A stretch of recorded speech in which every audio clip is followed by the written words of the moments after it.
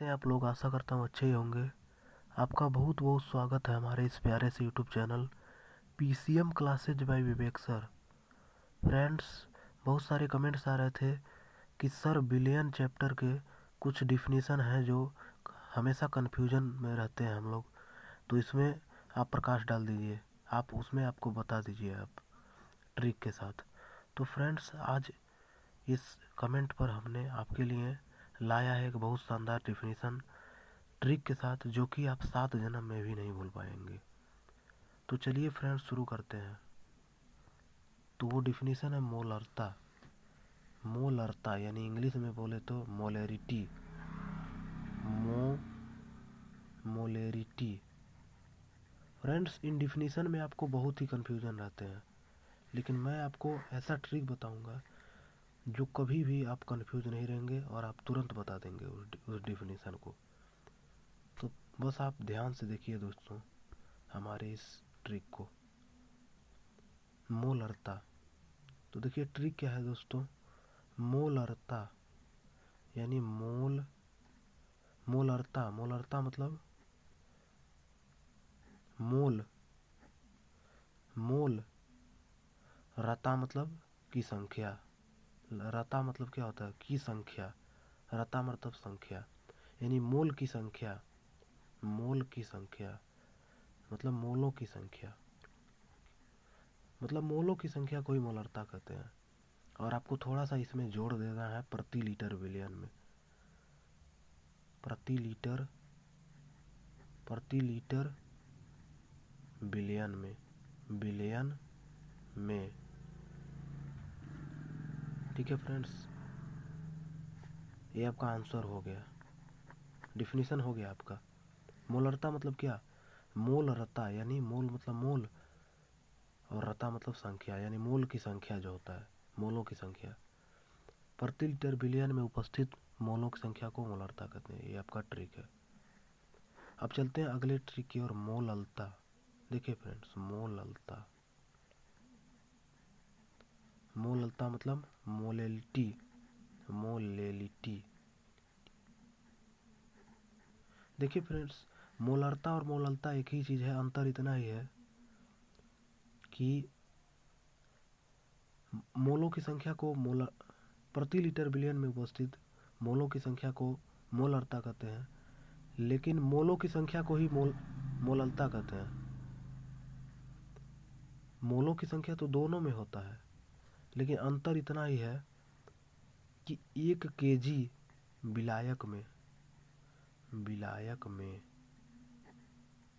मोलों की संख्या को मोलरता कहते हैं। ये आपका आंसर हो जाएगा। यानी ट्रिक आपका यही है कि आपको ध्यान देना है, मोल मतलब मोलों की संख्या, और ये कितने में? 1 किलो में, 1 केजी में। मोलरता में क्या था कि मोलों की संख्या, केवल मोलों की संख्या को 1 लीटर में, 1 लीटर में मोलों की संख्या को। और मोललता में क्या है कि 1 केजी विलायक में मोलों की संख्या को। मोलरता में बिलियन की बात हो रहा था, लेकिन यहाँ पर विलायक की बात हो रही है। अंतर इतना ही है।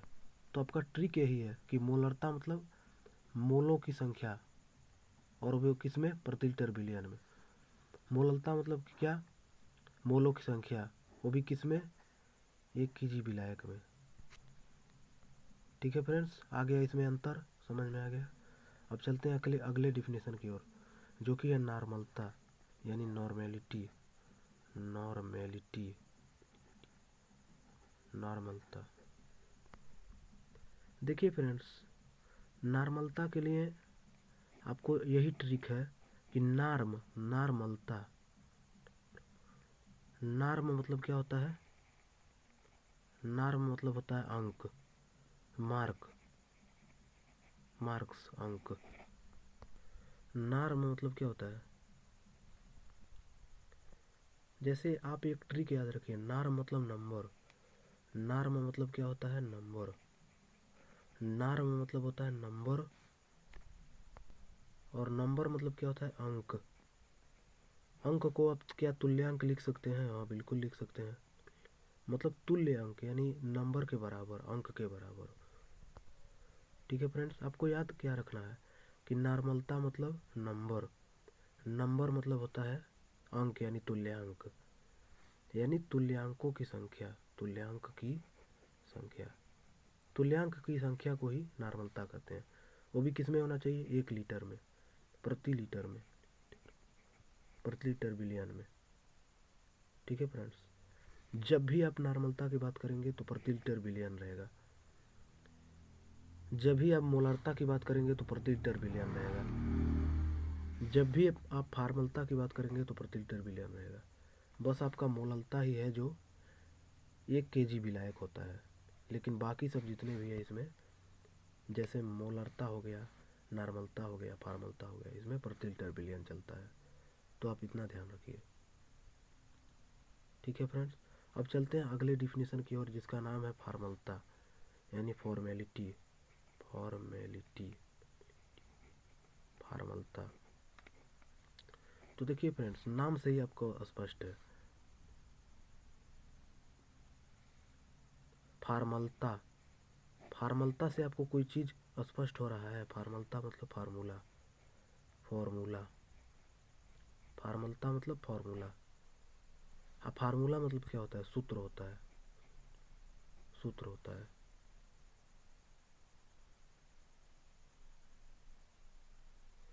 तो फार्मलता मतलब क्या होता है? सूत्र होता है। फार्मलता से आपको क्या पता चल रहा है? फार्मूला, फार्मूला मतलब सूत्र। ठीक है फ्रेंड्स, और सूत्र मतलब सूत्रभार, यानी सूत्रभार की संख्या। तो हमने पहले क्या बताया कि ये जो है 1 लीटर में होना चाहिए, प्रति लीटर में, 1 लीटर में, 1 लीटर में, 1 लीटर में सूत्रभार की जो संख्या होता है उसी को फार्मलता कहते हैं। ये आपका ट्रिक है।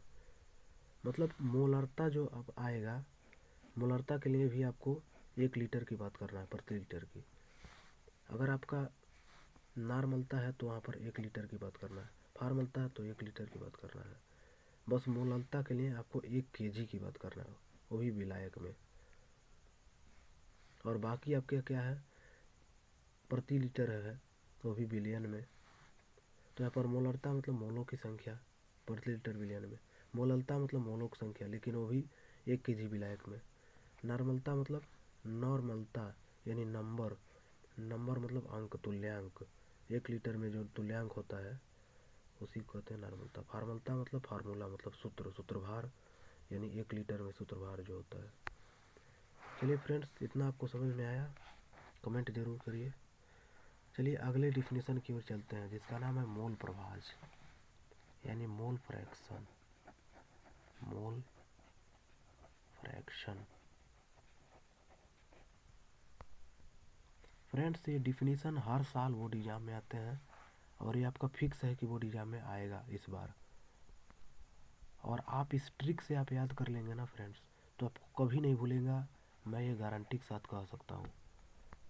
तो चलिए मोल प्रभाज का ट्रिक जानते हैं। देखिए फ्रेंड्स, आपको एक ट्रिक याद कर लेना है मोल प्रभाज के लिए। ट्रिक क्या? एक फार्मूला याद कर लेना है, यक्स बटा यक्स प्लस वाई। फ्रेंड्स, इस फार्मूले से आपको कुछ स्पष्ट हो रहा होगा कि जो ऊपर का चीज़ है वो एक सिंगल है, एक्स है, और जो नीचे नीचे का चीज़ है वो एक्स प्लस वाई है, एक्स प्लस वाई है। तो यानी आप खुद अंदाज़ा लगा सकते हैं कि एक्स जो ऊपर लिखा है एक्स, मतलब ये क्या है? आपका मोलों की संख्या है, मोलों की संख्या।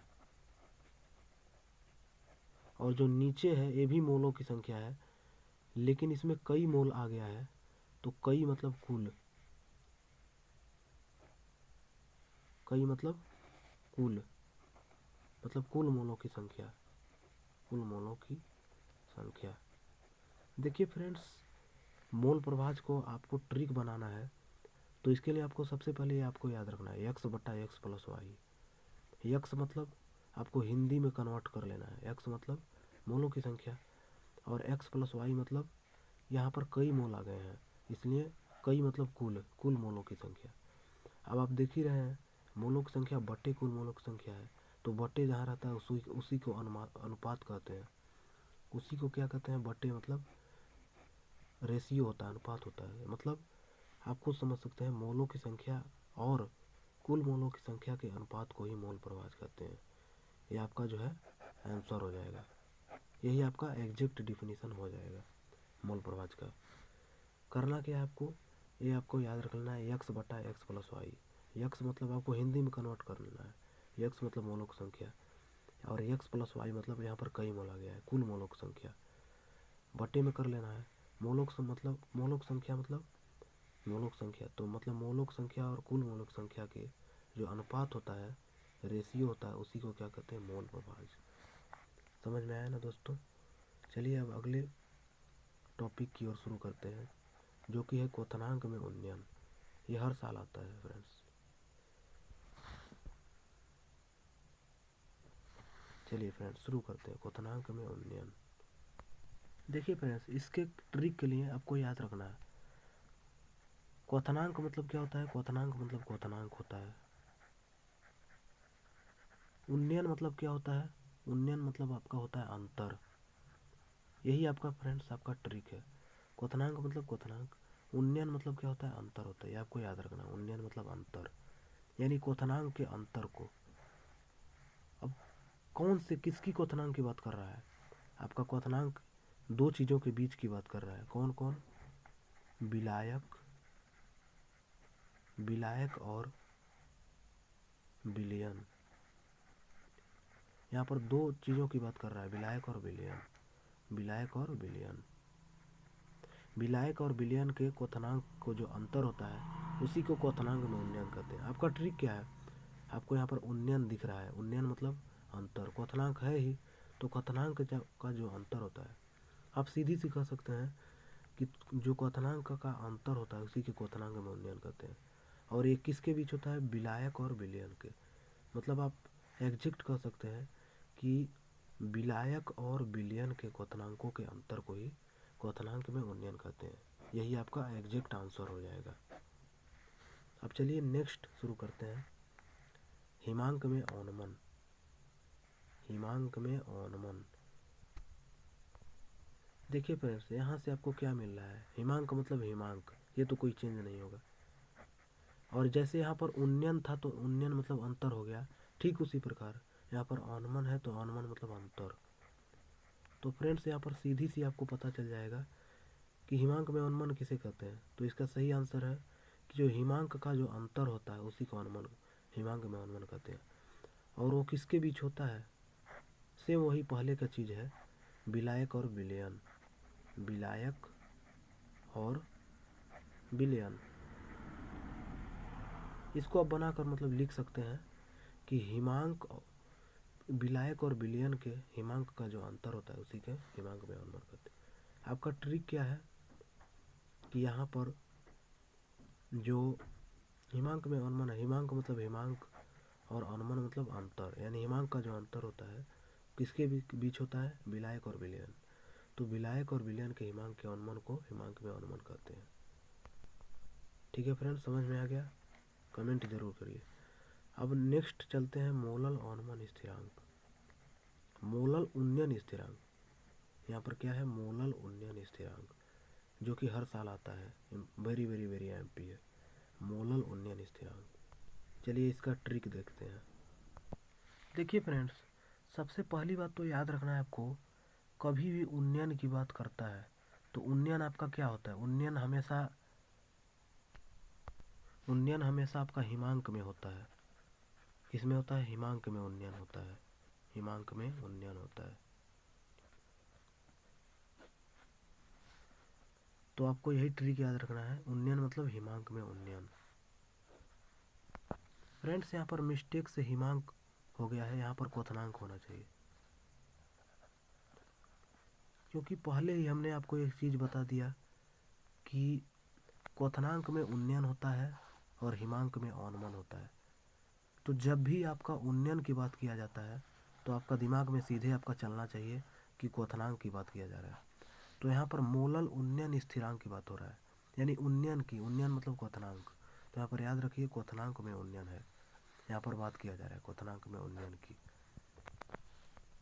तो आप सीधी सी कह सकते हैं कि जो क्वथनांक में उन्नयन होता है उसी को मोलल उन्नयन स्थिरांक कहते हैं। किस शर्त पर, एक शर्त पर। वो शर्त क्या है?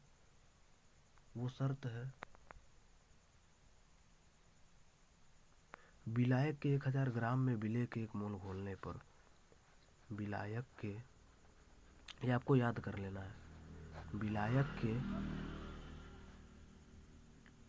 1000 ग्राम कहिए चाहे 1 किलो कहिए, 1 kg, विलायक के 1 किलो में विलेय के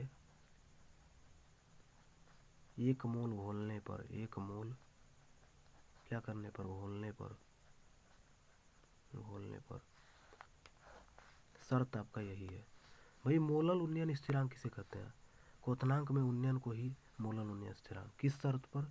विलायक के 1000 ग्राम में, मतलब विलायक के 1 kg में विलेय के 1 मोल घोलने पर। इस प्रकार आपका इस तरह डिफिनेशन हो जाता है कि विलायक के 1000 ग्राम में विलेय के 1 मोल घोलने पर क्वथनांक में होने वाली उन्नयन को, और उन्नयन मतलब क्या होता है? वृद्धि होता है। उन्नयन मतलब वृद्धि होता है। तो आपका डिफिनीशन कुछ ऐसे हो जाएगा कि विलायक के 1000 ग्राम में विलेय के 1 मोल घोलने पर क्वथनांक में होने वाली वृद्धि को ही मोलल उन्नयन स्थिरांक कहते हैं। फ्रेंड्स, आप इस डिफिनीशन को देखकर आप कंफ्यूज मत हो जाना। आप इस डिफिनीशन को देखकर कंफ्यूज मत हो जाना। बस इतना ही ध्यान रखना कि मोलल उन्नयन स्थिरांक की बात किया जा रहा है, यानी उन्नयन मतलब क्वथनांक में उन्नयन, यानी सीधी सी बात है। उन्नयन मतलब वृद्धि होता है, मतलब क्वथनांक में जो वृद्धि होता है उसी को मोलल उन्नयन स्थिरांक कहते हैं। किस शर्त पर? इसको आपको याद कर लेना है कि विलायक के 1000 ग्राम में 1 किलो में विलायक के 1 kg में विलेय के 1 मोल घोलने पर।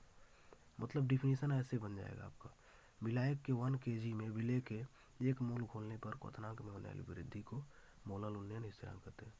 ठीक है फ्रेंड्स, समझ में आया? अब नेक्स्ट डिफिनीशन की ओर चलते हैं, जिसका नाम है मोलल अवनमन स्थिरांक। सेम आपका इसी तरह है। देखिए, यहाँ पर अवनमन की बात किया है तो आप जानते ही हैं, यहाँ पर पहले हमने लिख दिया है हिमांक में अवनमन। तो अवनमन किस में होता है? हमेशा हिमांक में होता है। हिमांक में अवनमन,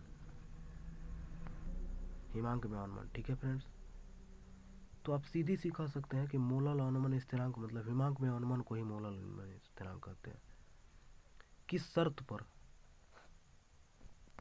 देखिए फ्रेंड्स, शर्त आपका यही है, शर्त आपका यही है कि विलायक के, सेम वही शर्त है पहले जैसा, विलायक के 1000 ग्राम यानी 1 kg में, विलायक के 1 kg में विलेय के 1 मोल घोलने पर, क्या करने पर? घोलने पर। तो फ्रेंड्स, आपका ये डिफिनीशन हो जाएगा कि विलायक के 1 kg में विलेय के 1 मोल घोलने पर। यहाँ पर आपको इतना आपको याद रख लेना है, जो हिमांक में अवनमन होता है उसी को मोलल अवनमन स्थिरांक कहते हैं। फ्रेंड्स, आप स्क्रीनशॉट करते जाइए। परासरण किसे कहते हैं? परासरण, ये आपका लास्ट डिफिनीशन है आपका फ्रेंड्स। तो आपका इस प्रकार 10 डिफिनीशन क्लियर हो जाएगा, जो कि कभी नहीं भूलेगा आपका, कभी भी नहीं भूलेगा आपको। तो है परासरण यानी ऑस्मोसिस, ऑस्मोसिस, ऑस्मोसिस, परासरण। तो फ्रेंड्स, आप एक ट्रिक याद रख लीजिए। तो आप ट्रिक फ्रेंड्स याद कर लीजिए, परास। यहाँ पर आपको दिख रहा है परास। परास मतलब क्या होता है? परास,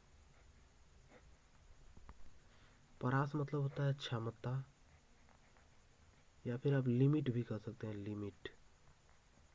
तो फ्रेंड्स, आप एक चीज़ तो जानते ही हैं, किसी भी चीज़ का परास हमेशा कम से अधिक की ओर होता है। जैसे आप लाइफ जो होता है, लाइफ में कठिनाइयाँ का ही आप रख लीजिए। लाइफ में जो कठिनाइयाँ होता है, आपको पहले थोड़ा सा कठिनाइयाँ मिलता है, फिर जैसे जैसे आप आगे बढ़ते जाते हैं कठिनाइयाँ बढ़ता जाता है, अधिक होता जाता है। यानी किसी भी चीज़ का जो परास होता है वो हमेशा कम से अधिक की ओर होता है। सेम वही काम परासरण में होता है। कम से अधिक का जो बात होता है उसी को परासरण कहते हैं। किस शर्त पर? विलायक